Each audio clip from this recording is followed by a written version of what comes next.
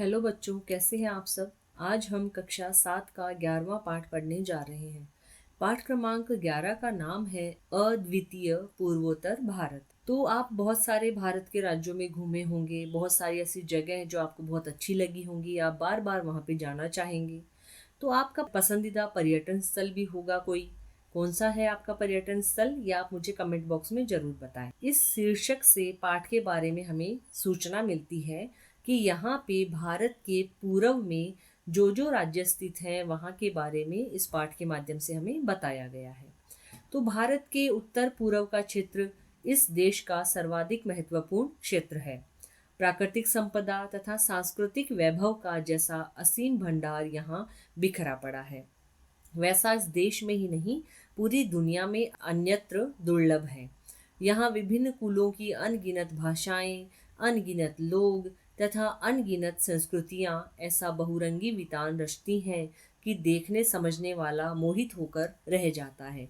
तो भारत के पूर्व में ऐसे ऐसे राज्य हैं, उन राज्यों की बहुत सारी ऐसी संस्कृतियां हैं, सभ्यताएं हैं, ऐसे ऐसे लोग वहाँ रहते हैं, ऐसी भाषाएं हैं वहाँ पे, और अनेक तरह की संस्कृतियां अपना रंग बिखरे हुए हैं वहाँ पे। तो ये सब देखकर लोग जो हैं, वहाँ घूमने वाले जो लोग हैं, वहाँ पे इतना मोहित हो जाते हैं कि वहाँ पर वो बार बार जाना चाहते हैं। तो इस पाठ के माध्यम से अपने देश की संस्कृति से परिचित होंगे, और टीवी या अखबार के लिए विज्ञापन जो लिख उनका भी आप ज्ञान प्राप्त करेंगे, देश की संस्कृति को जानेंगे आप। तो प्रस्तुत पाठ भारत की सांस्कृतिक विविधता की झांकी दिखाता है। तो भारत के उत्तरी पूर्वी राज्य प्राकृतिक संपदा के भंडार हैं।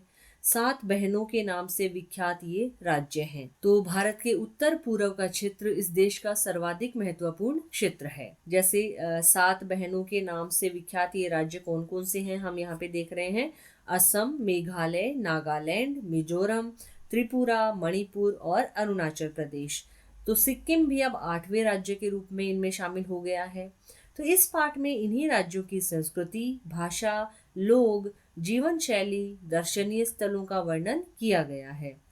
असम पूर्वोत्तर भारत का प्रवेश द्वार है।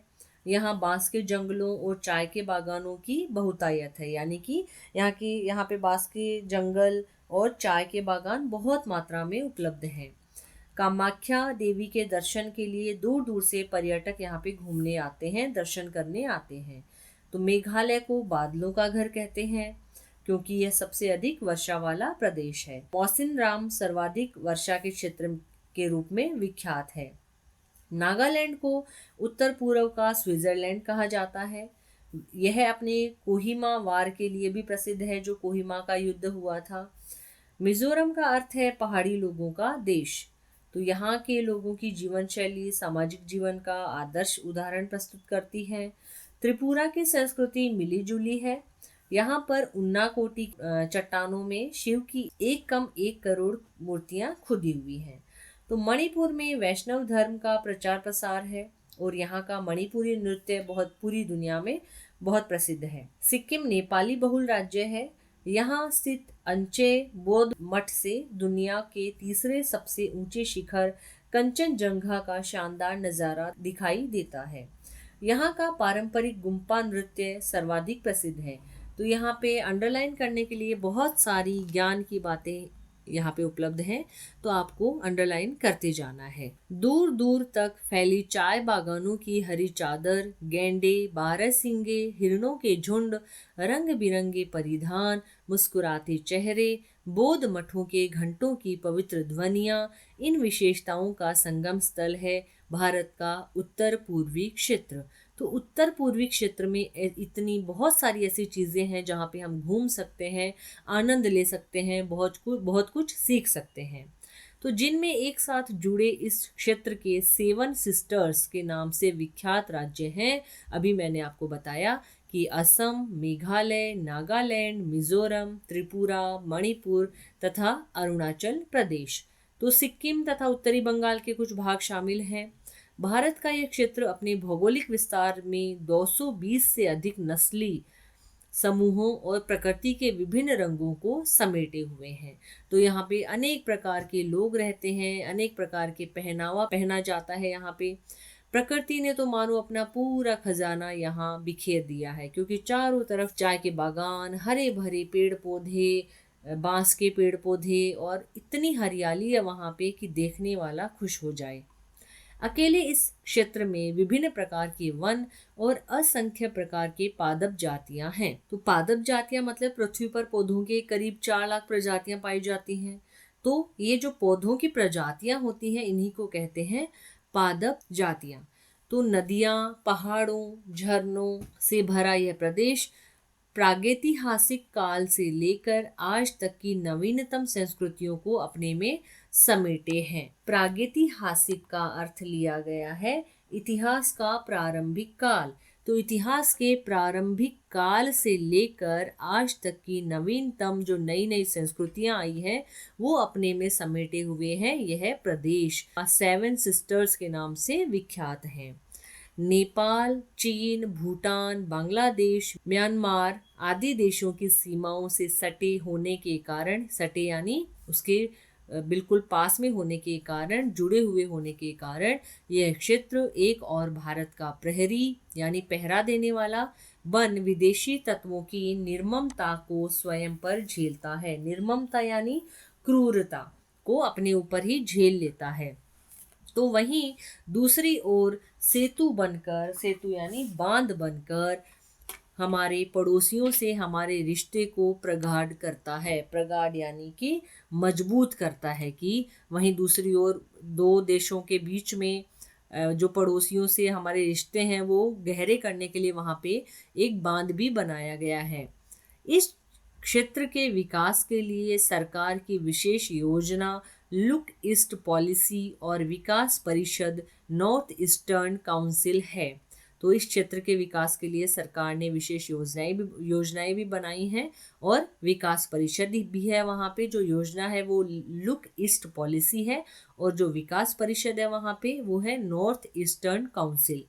तो अभी हम असम के बारे में पढ़ेंगे कि असम में क्या पहनावा है, क्या खाते हैं, कैसे रहते हैं, वहाँ पे क्या क्या घूमने लायक जगह हैं। तो असम को पूर्वोत्तर भारत का प्रवेश द्वार कहा जाता है, यानी कि असम को पूर्व भारत का, भारत के पूर्व में सबसे पहले असम आता है, तो यहाँ पे पूर्वोत्तर भारत का प्रवेश द्वार उसको कहा जाता है। सामान्य रूप से ये मान्यता है कि असम शब्द संस्कृत से लिया गया है, जिसका अर्थ है वह भूमि जो समतल नहीं है। तो जो समतल नहीं है उसको कहते हैं असम। ऐसा भी कहा जाता है कि अहोम राजाओं के कारण इसका नाम असम पड़ा है। तो वहाँ पे पहले अहोम राजाओं का राज्य था, राज करते थे, तो उन्हीं के नामों की वजह से इसका नाम असम पड़ गया। यहाँ मंगोलियन, इंडो ईरानी, इंडो बर्मीज, तिब्बती बर्मी नस्लों और इनके भाषा समूहों के लोग परस्पर गुंथे हुए हैं। तो गुंथे हुए का अर्थ यहाँ पे लिया गया है मिले जुले हैं। तो यहाँ पे अनेक प्रकार के लोग रहते हैं, जैसे मंगोलियन है, इंडो ईरानी, इंडो बर्मीज, तिब्बती बर्मी और अलग अलग नस्लों के और भाषा समूहों के लोग यहाँ पे रहते हैं। यानी उनकी मूल संस्कृतियों और भाषा के साथ साथ उनके मेल से बनी भाषा संस्कृतियाँ भी खूब प्रचलित हैं। तो यहाँ पे जो उनकी मूल संस्कृतियाँ हैं और भाषा के साथ साथ उनके जो मेल से बनी हुई भाषा संस्कृतियाँ अलग अलग हैं वो भी यहाँ पे खूब प्रचलित हैं। ब्रह्मपुत्र असम की प्रमुख नदी है। तो ब्रह्मपुत्र नदी बहती है असम में। विश्व का सबसे बड़ा नदी द्वीप माजुली ब्रह्मपुत्र में ही स्थित है।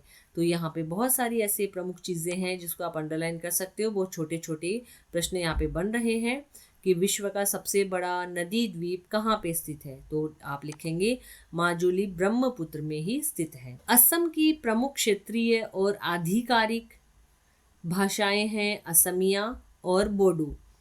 तो यहाँ पे असम की प्रमुख क्षेत्रीय और आधिकारिक भाषाओं का नाम दिया गया है असमिया और बोडो। असम कला कौशल, संगीत, नृत्य आदि से समृद्ध राज्य है।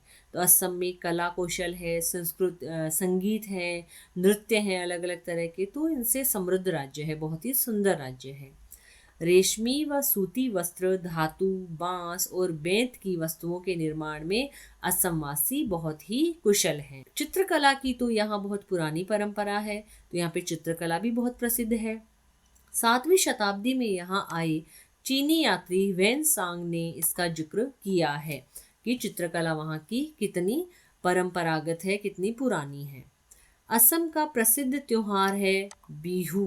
तो बिहू असम का प्रमुख त्योहार है। जैसे हिंदुओं का प्रमुख त्योहार यहाँ पे होली है, दिवाली है, लेकिन अलग अलग राज्यों में अलग अलग त्योहार उनका प्रमुख होता है। यह साल में 3 बार मनाया जाता है। माघ के महीने में माघी बिहू मनाया जाता है। इसे भोगाली बिहू भी कहते हैं। भोगाली यानी भोज करना, भोजन करना। कार्तिक मास यानी अक्टूबर के मध्य में कंगाली बिहू मनाया जाता है।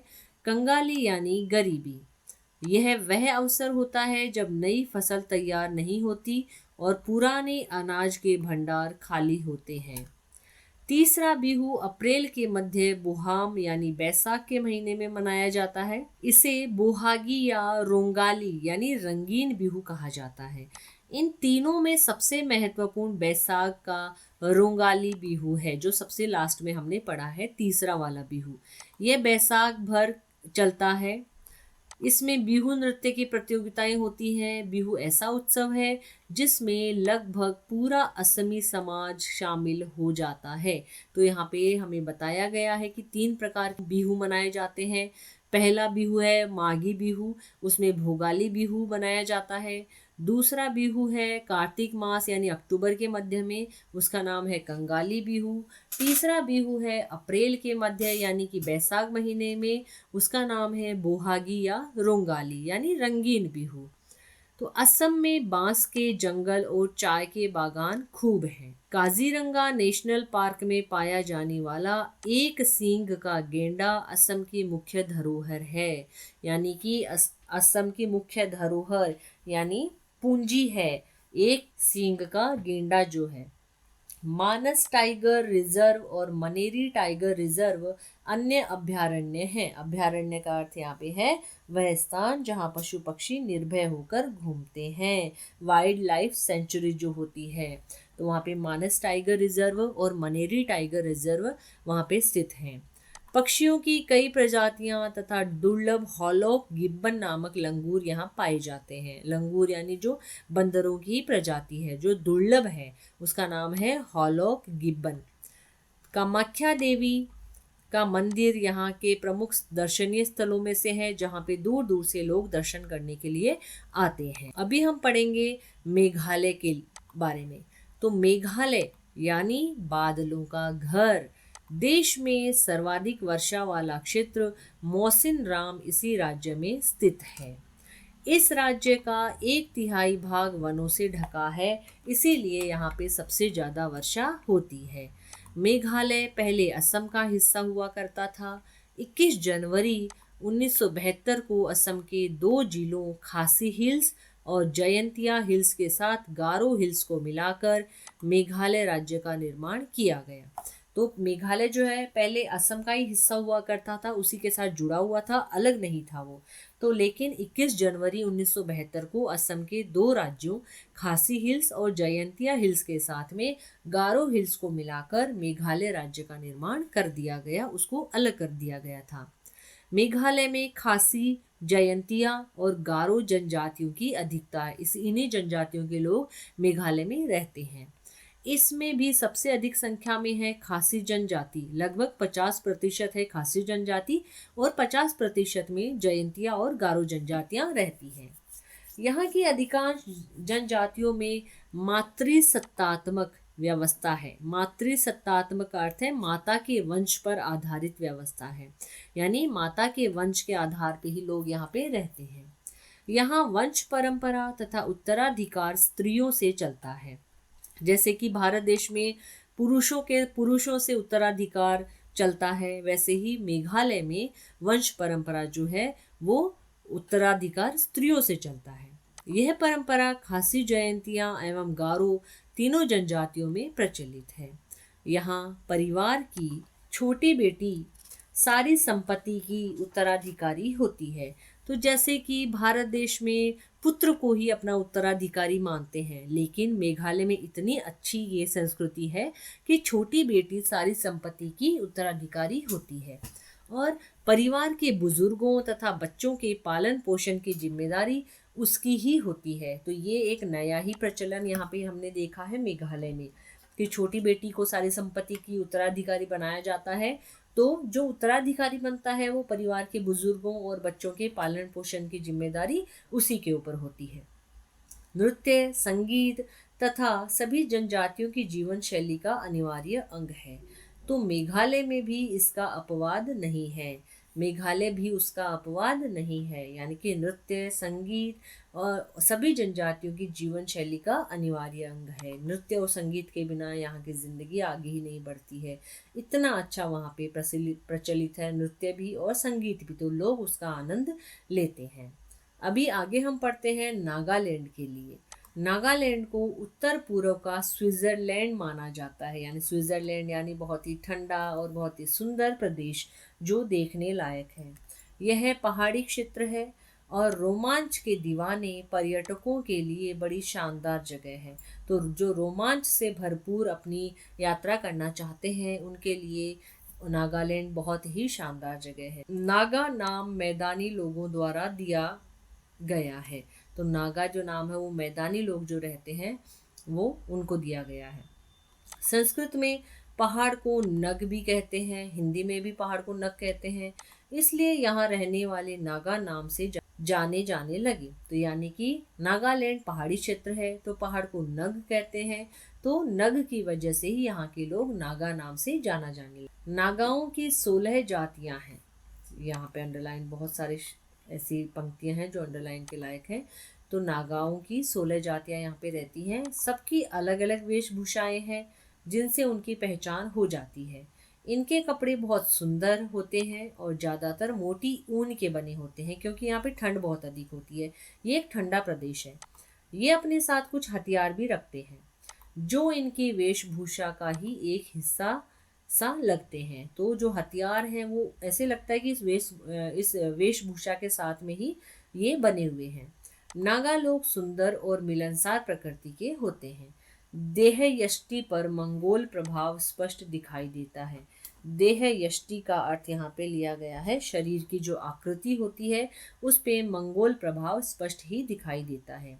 लेकिन इनकी आंखें मंगोली जैसी नहीं होती। नागा नाचने गाने के शौकीन तथा उत्सव प्रेमी होते हैं। तो यहाँ पे नागा जो लोग रहते हैं वो नाचने गाने के बहुत ही शौकीन रहते हैं और बहुत ही प्रेम से उत्सव मनाते हैं।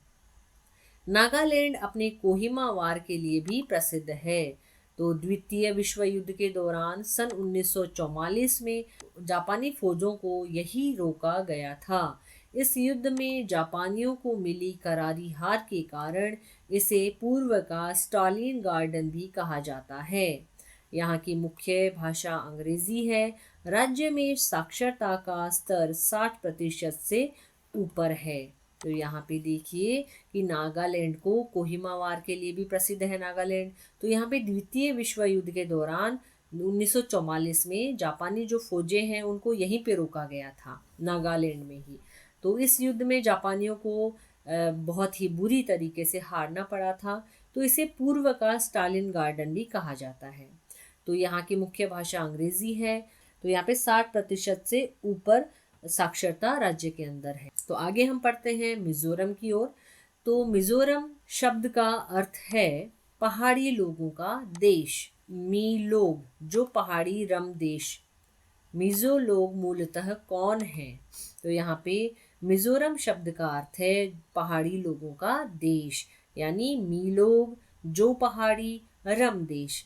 तो ये नाम है पहाड़ी लोगों का देश, इसी की वजह से इसको कहा जाता है।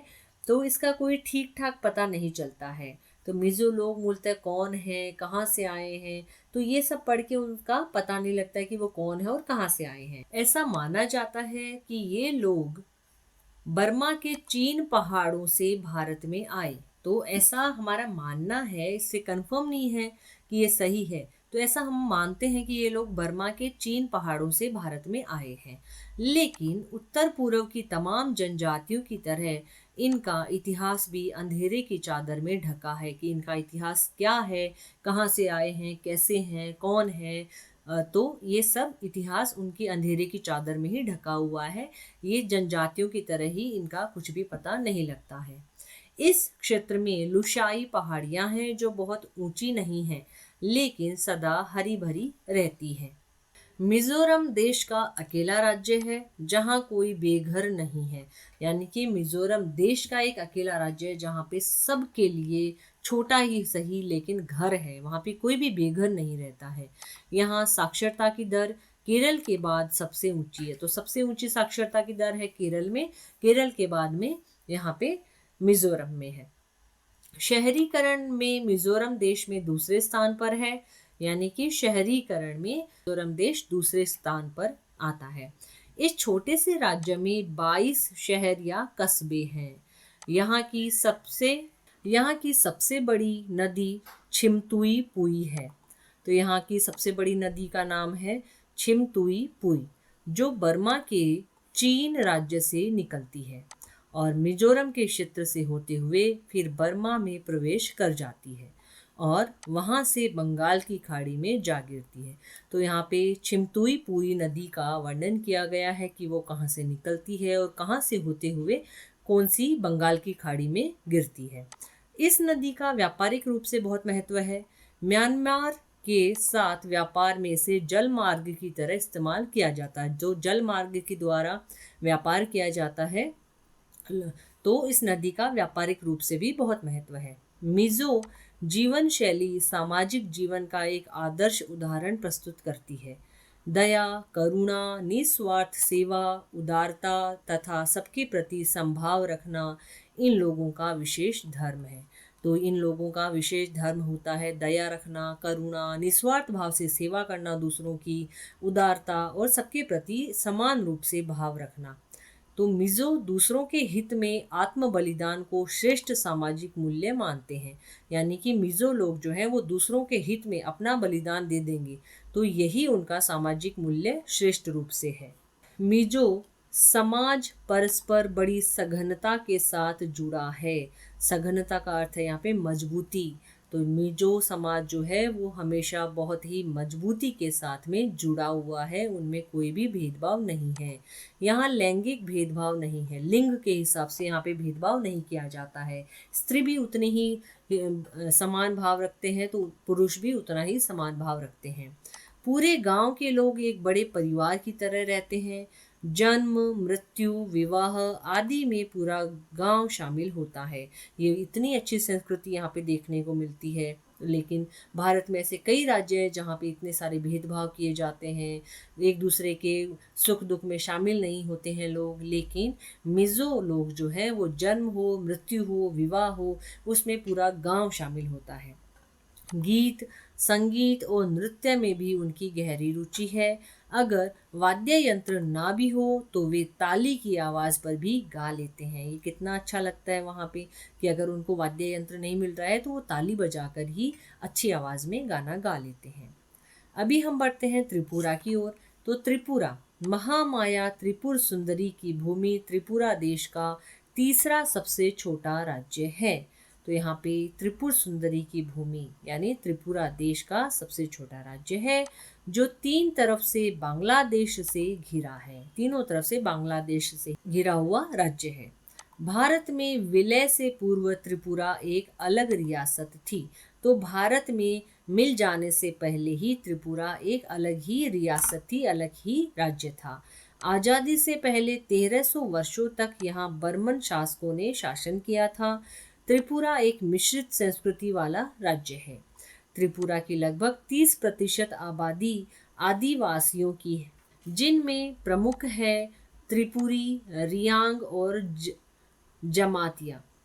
तो यहाँ पे जो त्रिपुरा की जो 30% आबादी आदिवासियों की है उसमें त्रिपुरी, रियांग और जमातियाँ हैं। इनका रहन सहन और पहनावा बाकी से अलग है। जंगली जानवरों से रक्षा के लिए ये अपना घर खंभों के ऊपर बांसों से बनाते हैं। तो यहाँ पे जंगली जानवर बहुत अधिक रहते हैं, तो अपने घर को सुरक्षित रखने के लिए ये अपने घर जो है वो खंभों के ऊपर बांसों से बनाते हैं।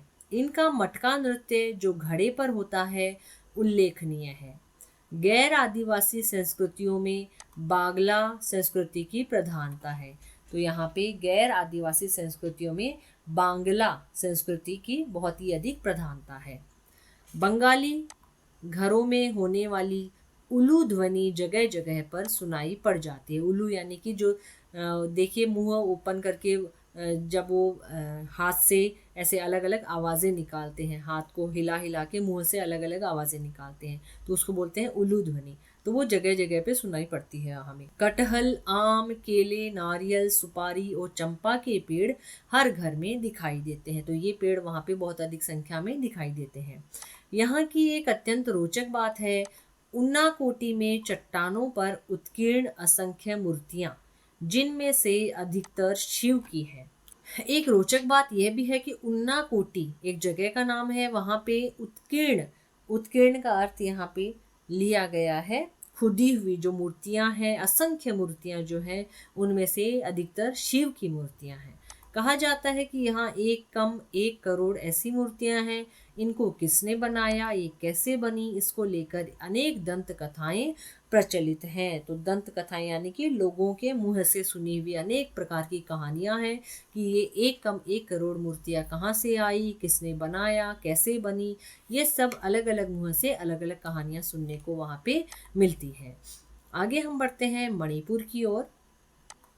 तो मणिपुर क्षेत्र अपने इतिहास काल में अनेक नामों से पुकारा जाता है, मगर 18वीं शताब्दी के उत्तरार्ध में इस क्षेत्र के राजा भाग्यचंद तथा उनके वंशजों के चलाए सिक्कों पर मणिपुरेश्वर का नाम अंकित है।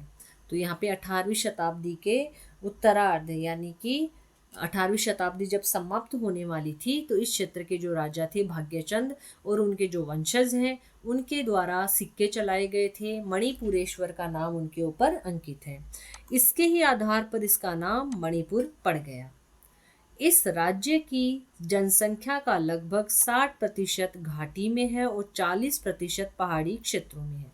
तो इस राज्य की जो जनसंख्या है वो 60% घाटी में रहती है और 40% पहाड़ी क्षेत्रों में रहती है।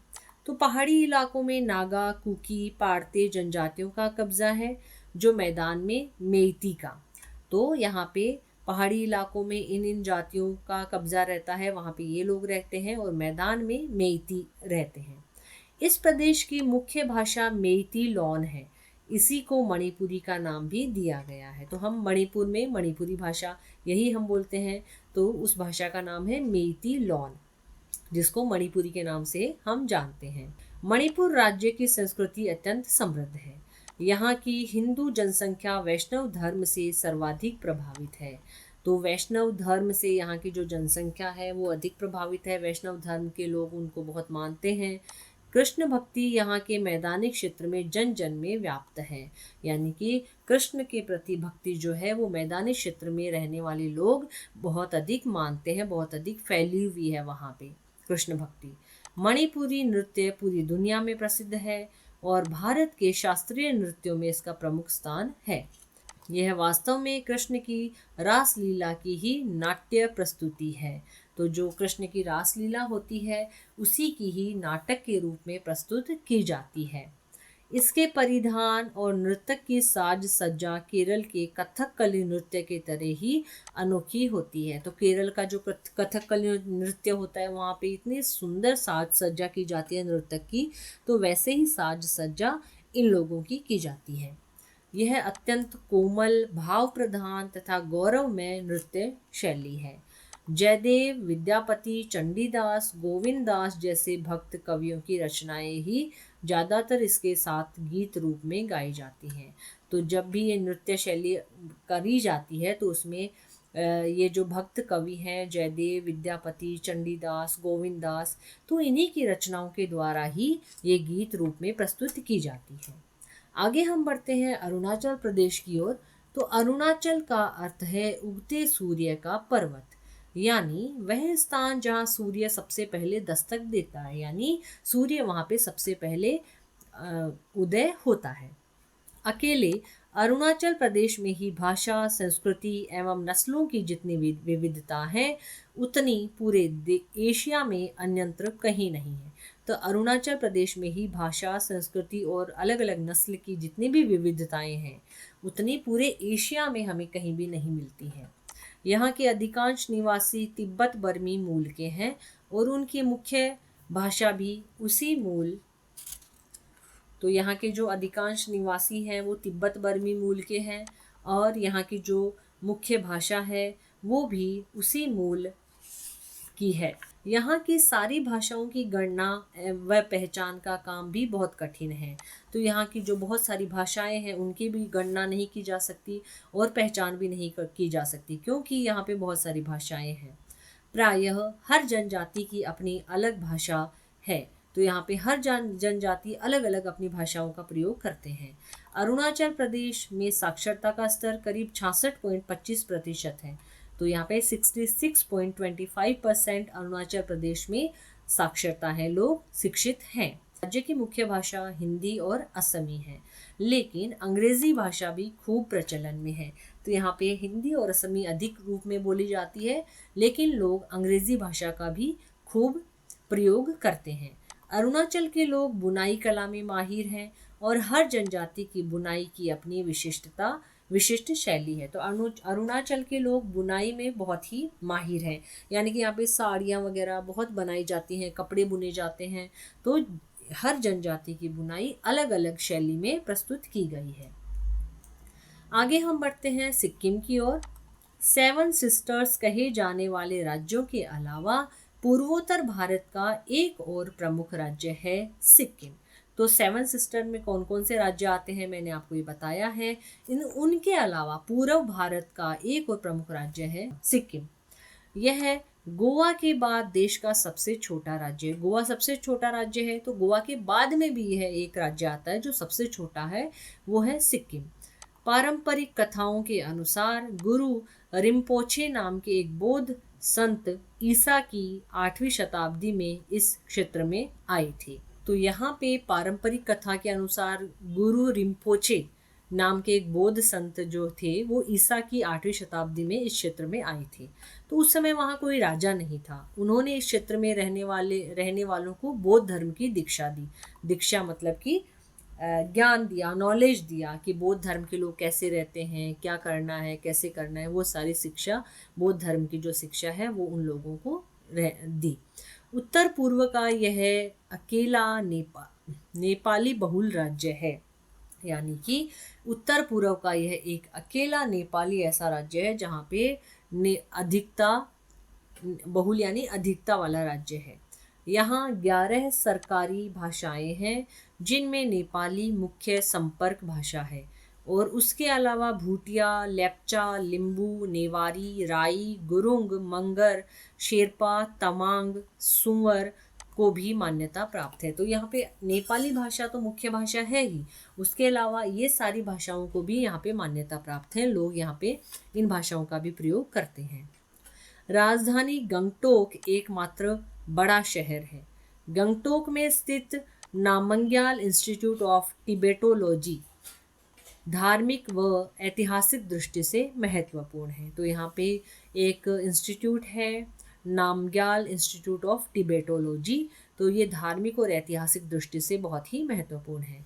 यह तिब्बती साहित्य और शिल्प का अनूठा भंडार है। तो यहाँ पे तिब्बती साहित्य और शिल्प का बहुत ही अनूठा भंडार यहाँ पे आपको देखने को मिलता है। समुद्र से 55,000 फुट की ऊंचाई पर स्थित इस इंस्टीट्यूट की स्थापना सिक्किम के शासक सरताशी नामग्याल ने 1958 में की थी। तो समुद्र से 55,000 यानी 55,000 फुट की ऊंचाई पर स्थित इस इंस्टीट्यूट की स्थापना किसने की थी? सिक्किम के शासक सरताशी नामग्याल ने 1958 में की थी। यहाँ तिब्बती विज्ञान, चिकित्सा और ज्योतिष के अलावा लेप्चा और संस्कृत की बहुत सी पांडुलिपियाँ हैं। तो पांडुलिपि का अर्थ यहाँ पे है कि हाथ से लिखा गया कोई भी ग्रंथ जो होता है। तो चिकित्सा और तिब्बती जो विज्ञान होता है, ज्योतिष के अलावा यहाँ पे लेप्चा और संस्कृति की बहुत सारे ऐसे ग्रंथ हैं जो हाथ से लिखे गए हैं। गंगटोक से कुछ दूर स्थित अंचेय बौद्ध मठ की बहुत मान्यता है। तो यहाँ पे एक बौद्ध मठ है, अंचेय बौद्ध मठ। तो अंचेय मठ का अर्थ है एकांत मठ, यानी अकेला मठ। बहुत ही शांतिपूर्ण इलाके में ये मठ है। इसका निर्माण एक सुंदर पहाड़ी पर किया गया है, जहां से दुनिया के तीसरे सबसे ऊंचे पर्वत शिखर कंचनजंगा का शानदार दृश्य दिखाई देता है। तो यह एक सुंदर पहाड़ी पे इसका निर्माण किया गया है। यहाँ से दुनिया के तीसरे सबसे ऊंचे पर्वत शिखर जो कंचनजंगा है, उसका शानदार दृश्य, शानदार सीन हमें यहाँ से देखने को मिलता है। पारंपरिक गुम्पा नृत्य सिक्किम का सर्वाधिक प्रसिद्ध नृत्य है। तो यहाँ पे जो पारंपरिक गुम्पा नृत्य होता है वो सिक्किम का सर्वाधिक प्रसिद्ध नृत्य है। तो यहाँ पे हमारा पाठ खत्म होता है। धन्यवाद।